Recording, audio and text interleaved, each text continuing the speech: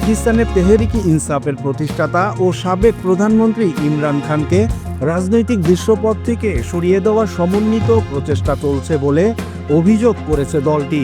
আর এ ধরনের তৎপরতা মেনে নেবে না বলে জানিয়েছে দলটির নেতারা।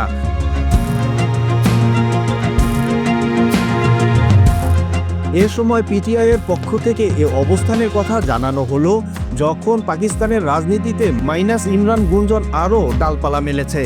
সাবেক এই প্রধানমন্ত্রীর রাজনৈতিক ভবিষ্যৎ নিয়ে জাতীয়ভাবে এবং দলটির অভ্যন্তরে উত্তেজনা বাড়ছে।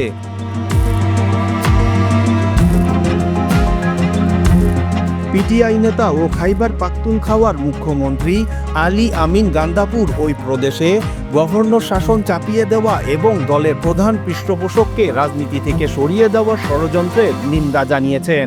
এদিকে ক্ষমতাসীন পাকিস্তান মুসলিম লীগ নওয়াজের নেতা আজমা বুখারী ও তার মিত্রদের বিরুদ্ধে পিটিআইয়ের অভ্যন্তরে ভাঙন ধরাতে প্রাসাদ ষড়যন্ত্রে লিপ্ত হওয়ার অভিযোগ এনেছেন দলটির মুখপাত্র শেখ ওয়াক্কাস আকরাম।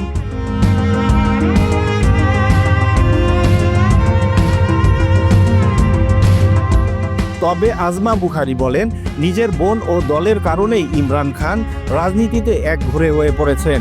এক বিবৃতিতে তিনি বলেন, দেখুন ভাগ্যের কি নির্মম পরিহাস, যিনি নওয়াজ শরীফকে রাজনীতি থেকে সরিয়ে দিতে চেয়েছিলেন তিনি নিজেই এখন ঘরে এবং নিজের দলে একঘরে হয়ে পড়েছেন।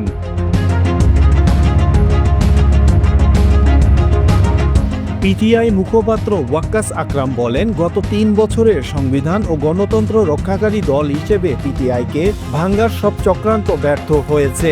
ইমরান শুধু পিটিআই নেতা নন, তিনি জাতির নেতা। ষড়যন্ত্র আর অপচেষ্টার মধ্যেও তিনি পাকিস্তানের আশা।